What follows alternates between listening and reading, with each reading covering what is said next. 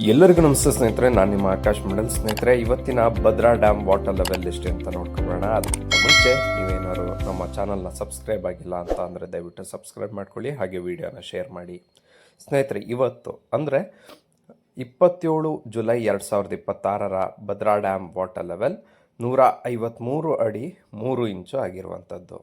ಇನ್ನು Bhadra ಡ್ಯಾಮ್ನ total capacity ಬಂದರೆ 186 ಅಡಿ.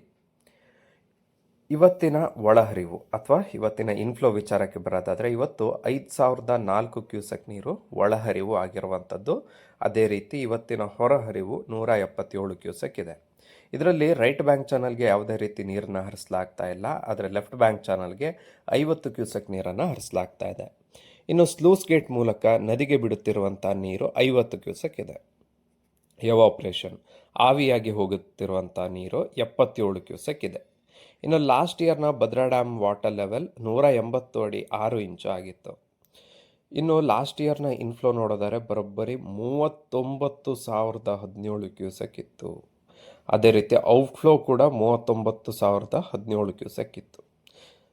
ನಮ್ಮಲ್ಲಿ ಒಂದು 8 ದಿನಕ್ಕೆ ಈಗ ಅಟ್ ಪ್ರೆಸೆಂಟ್ ಬರ್ತಿರುವಂಥ ಒಂದು 8 ದಿನದ ಇನ್ಫ್ಲೋ ಅವತ್ತು ಒಂದೇ ದಿನ ಬಂದಿತ್ತು. ಆ ಥರ ಒಳಹರಿವು ಬಂದಿತ್ತು. ಈ ಥರ ಬಂದುಬಿಟ್ರೆ ಬೇಗ ತುಂಬುತ್ತೆ, ಬಟ್ ಆ ಥರದ್ದು ಒಂದು ಮಳೆ ಆಗ್ತಾ ಇಲ್ಲ. ಇನ್ನು ಮಳೆ ವಿಚಾರಕ್ಕೆ ಬರೋಣ. ಭದ್ರಾ ನದಿಯ ತಟದಲ್ಲಿ ಮಳೆ ಇಲ್ಲ.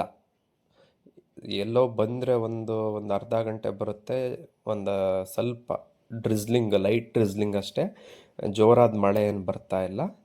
ಸೊ ಎಲ್ಲ ಕಡೆ ಇದೇ ಇದೆ. ಇನ್ನು ಕಳಸ ಸೈಡು ಅಷ್ಟೇ ಮಳೆ ಇಲ್ಲ. ಬಾಳೆಹೊನ್ನೂರು, ಕಳಸ, ಎನ್.ಆರ್.ಪುರ ಈ ಸೈಡು ಅಷ್ಟೇ ಅಂಥ ಮಳೆ ಇಲ್ಲ.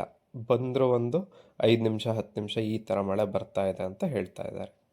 ಸೊ ಇದು ಇವತ್ತಿನ ಮಾಹಿತಿ ಸ್ನೇಹಿತರೆ. ಇದೇ ರೀತಿಯ ಮಾಹಿತಿಗಾಗಿ ನಮ್ಮೊಂದಿಗೆ ಇರಿ.